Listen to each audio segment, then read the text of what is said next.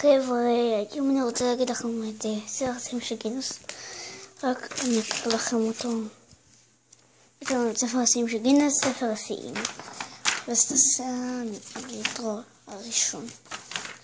אני רואה לשיא מעניין.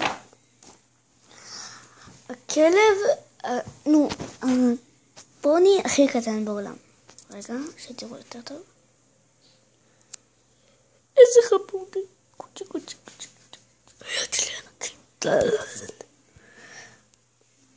סליחה,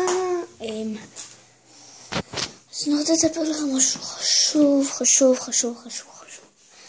היום יש לי משחק, אני די לחוץ, עם חברים, די לאלימות. עכשיו זה די לאלימות, שעברתי לעשות רגע, די לאלימות, עכשיו זה משחק די לאלימות. די לאלימות.